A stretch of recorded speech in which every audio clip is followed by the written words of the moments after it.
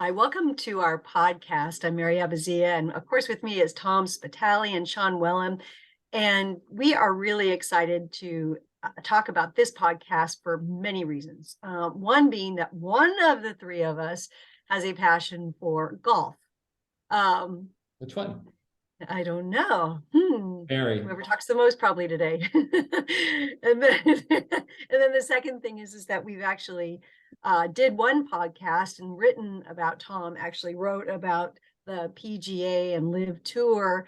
And we think that there's a lot of lessons here, even from a B2B standpoint, as you look at mergers and, how do you brand yourself and what happens if you're trying to sell into another company that's doing all this. So there's a lot of things that we're looking forward to kind of looking at in different ways for you.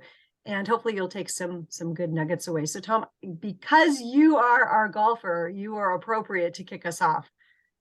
Yeah, well, I mean, I think. Can I say he should tee us off, Mary? Technically, yes, he should. Yes, here we go. But not like you would tee it off from Britain, right? No, that actually. Talking of which, cheers. I got all the props ready for whatever. And those of you not watched on video, I have a mug of finest English tea in my hands as we speak. All right, Tom, you're going to TEE it off, Tom. And yeah, there's a famous thing in golf called the first tee jitters. Right before you have to hit that first shot, and I have it right now. I don't even know what I'm going to say. Now, Mary teed it off as saying, we're talking about the big recent news that the PGA Tour and the LIV Tour professional golf tours have merged, which is really surprising, really big news. Happened so fast after LIV kicked off. We sort of predicted this. We talked about this in our last podcast, and I mentioned some stats that I had seen about 18 challenges to major sports leagues over the last 50 years or so. And the only, the two leagues, the champion and the challenger leagues, never ended up coexisting. There was either a merger or the league failed. But there's no way that we could have ever predicted that this would have happened this fast. So it'd be interesting to talk about, our reasons, our speculation, why it happened this fast. What are the ramifications for the golf fans? What are the ramifications and implications to the players and the leagues themselves? So let's maybe just start off with why we believe. I'll ask Sean to maybe talk about this a little bit, why we believe this happened so quickly. I don't know is the short and full answer. This is all speculation at this point. I've got to say, when things happen very quickly and very unexpectedly, there's often a reason behind it that's not so obvious. There's usually an undercurrent of a reason that forces these things to happen so quickly. So I'll be interested to see how it plays out. I've got to think that the driver wasn't some well-considered view of what was best for the sport. I happen to think this will be good for the sport of golf in the long run. Yeah. But I don't think that was the motivation. I can only speculate that they were suing each other and counter-suing. There was a lot of bad press. The PGA was using this dirty money approach to the Saudi investment fund and criticizing the human rights record. So it was quite a dirty fight. The PGA were being sued sort of like an antitrust basis for locking up and preventing free market and competitiveness. Neither of these are a good look for anybody. Regardless of whether they would have won or lost the court cases, they could both easily afford to finance the court cases, but to what long-term reputational damage? And maybe they just both lack the appetite for the fighting on these different fronts. And that's what drove it. Maybe it's a marriage of convenience. Yeah. But like I say, who knows? I would agree. And I would add to that, Mary, before you jump in here, is I think from the LIV side, so from the PGA Tour side, I do believe that they were sort of maybe losing the fight a little bit. Again, with for the reasons you mentioned, Sean. It was just a dirty fight, and there was just a lot of bad press. PGA Tour was looking heavy-handed. But let's not underrate the fact that the LIV Tour had no TV contract yet. And it looked like they were going to go into their, second season without a TV contract. So I think that both sides were dealing somewhat from a position of weakness. What do you think, Mary? Well, we were talking about this, and this is what you wrote about in your article too, is wargaming is a technique that companies use when there's a lot of different paths that they may consider, or there's threats that they're trying to consider. And it would have been fun to do a war game with them and for them to like look at the capabilities and, like you said, the contracts that were out there and say, all the things that we need, you have, and all the things that you have, we need. So, if you put the two pieces together, it actually kind of completes themselves. And that's what, like, we were working with a dental company, and that's what they came down to. They realized that one of their big competitors was worthy of just joining forces with, and they really did do that. So I think this happened faster than I had thought it would, but things play out. Sean, when you were saying how they had been positioning so hard on dirty money and locking up, these two. So I'm really curious to watch and see how they reposition all of that. Like, okay, well, maybe the money wasn't so dirty, or maybe they did, it'll be interesting how much they pivot that combined positioning now to make it something hopefully that is back with the customer in mind. Because there's an interesting point there, Mary, in terms of business generally. We're always trying to extract lessons out of these events. And one of them is that once you've set a position, be it for your product or your business or your service, and once it takes root and you own that, we talk about owning a space in the customer's mind where there's a vacancy, right? You own that space. But once you've got that in there, it's really hard to get it out.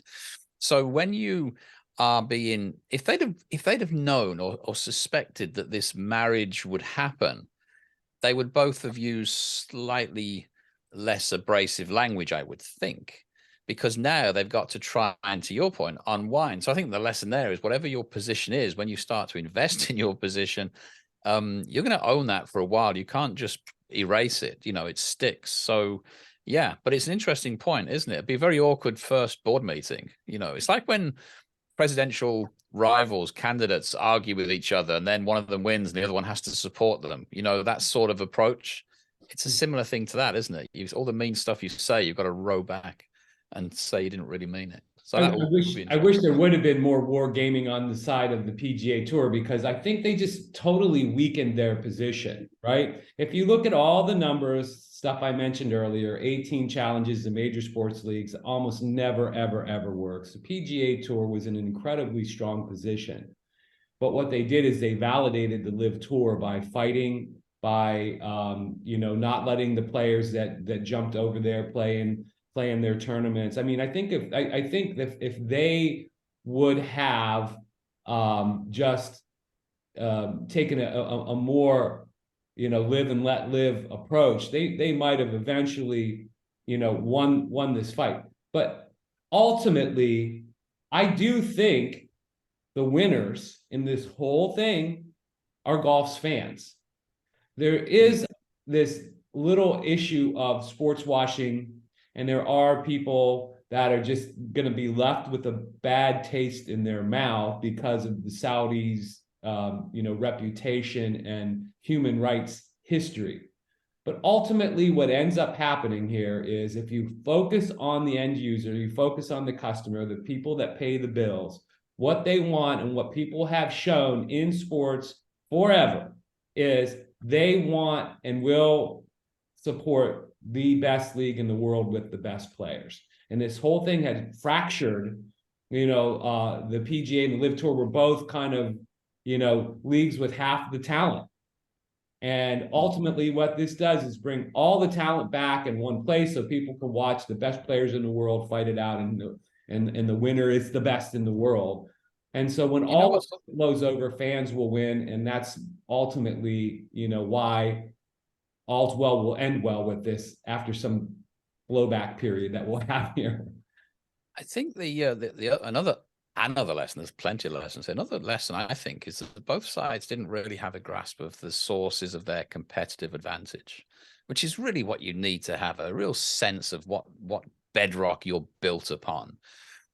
They had the players, you mentioned, Tom, that, you know, the best players in the world, the PGA had those. By banning them, they were actually shooting themselves in the foot to some extent, rather than embracing them.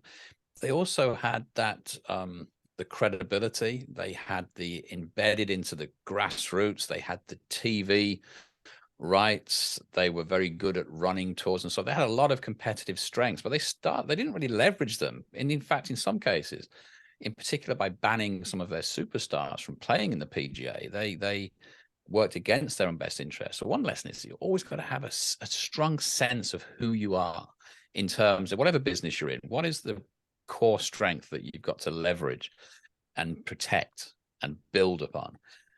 The Saudis, money. I mean, that's all I can see at the moment. Yes, they had some ideas about shaking up the format and a vision on increasing the reach of golf by having these more of a spectacle in some of the tournaments, but that was it. And it seems like the merger, if it's a merger of equals, then I've got to feel that the PGA sold themselves short, because they seem to have more of the trump card. That's how I see it, but I'm not well versed in that world. I think they've squandered the strength that they had, and again, ultimately, I think they'll win, but they're going to have a period of extreme pain. The extreme pain is this: the losers in all of this are the loyal PGA players, those that eschewed the Saudi Arabian. Sean, you were mentioning before the podcast that Rory McIlroy was offered $500 million, and he became the spokesperson for loyalty to the PGA Tour. These players, they're absolutely livid. And the fact of the matter is, you know, the PGA Tour's cold-hearted probably thought process here was, so what? Where are they going to go? This is now, they don't have the LIV Tour to jump to anymore. This is the place where you've got to be if you want to compete at the top levels for the top money. So they took the decision that they were going to do this without significant consultation with the players. And many of the players are upset. And that's gonna make life hard internally at the PGA Tour for a while. And can I just say, in the contextual basis, a very good use of the word livid in this context, Tom. Can I just say? Yeah, I was going to agree with there, you. but I thought it needed commenting on. That was quite literally livid. They should So, Sean, you had said about core strengths. One of the things that strikes me is that companies kind of rest their laurels on their core strengths, and they kind of become has-beens. And so, what I think is interesting is that LIV kind of pressured the PGA and goes, hey, you old guys over there, you know, even if they weren't able to pull everything off, they pushed the buttons to say, you guys aren't innovative, you're old, you're getting boring, because even the contracts that they had, the PGA had, were not as robust as what they had in the past. So I think that one of the big things is can you keep your eyes open so that you don't just completely stay with your core, but yet you look to innovate, and LIV might push the PGA to be more innovative now and look at themselves different. Right. I mean, complacency kills, right? And in the well-structured free markets that we're all used to, if your business is lackluster, if there's a better offer that you can make to customers, a direct or an indirect competitor, then they will beat you in the marketplace. So you have to be always refreshing, always looking over the horizon. And that's competition drives innovation. It's as simple as that. And because the PGA had got in this very happy sense of owning a $1.5 billion revenue outfit, 72 million retained. It's not profit, it's a non-profit, but retained income or whatever it's termed. Very no incentive to grow. And really, there's a huge potential. So what LIV have done is been that competitor that's come into the market and said, there's a lot more we can do with this. And if they'd had shareholders, it would have affected the stock price, right? That's how these things work. So I think it's another lesson. Well, repeating what you said, Mary, you can't get complacent. You have to always be if no one's knocking at your door, then do that destroy your own business mindset that we've heard about before. Start thinking, how would I tear down my business? What's next? Where's the innovation coming from? And always be expanding and pushing your business along. Don't wait for someone to come and start snapping at your heels. All great lessons. Another thing, if I could just throw it out there, that this very rich story brings to mind is it seems like the nature of competition is changing.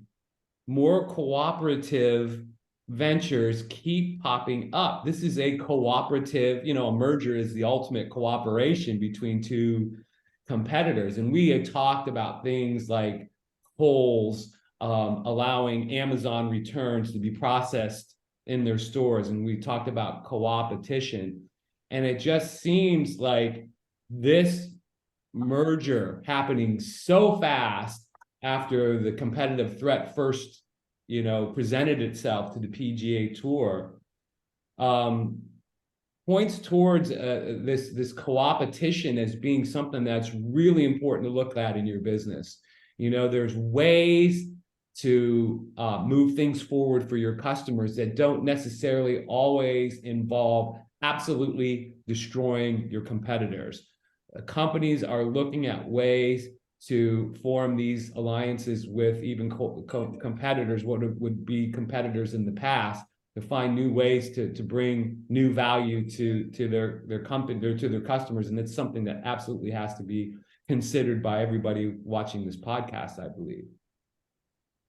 There's another angle too that that completely, we're talking about these two companies.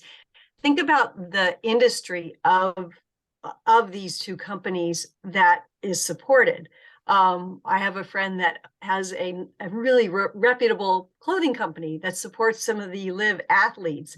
And yesterday I saw him and he said, we're in trouble because of these two coming together. Now some of the people that they were sponsoring are getting the big contracts overall, from Nike and there's other ones. So it shakes up, we always talk about trends. This is a huge just shift to all of the suppliers of those two to say now the game is completely changed, and very quickly they have to pivot and do something very different. So, and it's all happening so fast these days, again, that's like sort of a trend that technology has brought to the world, right? It just seems to speed up everything, including, how industries and marketplaces kind of play out over time. It's just becoming more and more compressed, which means, you don't really have as much time as you used to think through strategically what you're going to do. You've got to do it now.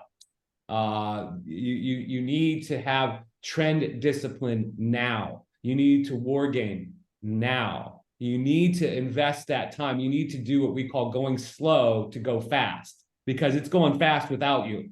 So go slow down, get in the rooms, invest some time and thinking strategically through these scenarios, because you don't want to be caught in a situation where you're just surprised and you don't know what to do, and then your reactions become less impactful than they could be had you had these scenarios thought through and your strategic scenarios kind of developed.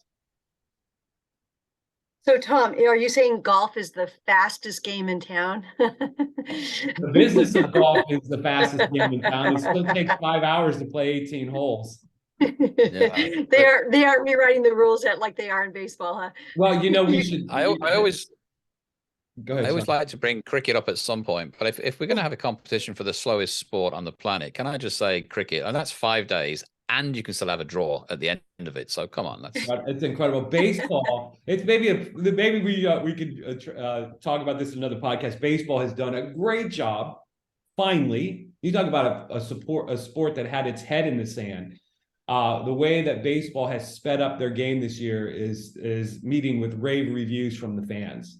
So maybe that's another subject someday. Yeah, even though they're not selling as much beer, probably. So we have to sign off now, but obviously we're very, very passionate about just this idea, and we hope that you're going to do something today to think about how to be more competitive, because the world is shifting very fast, and even if you have to join forces with your competitors. So good luck and thank you. Thank you.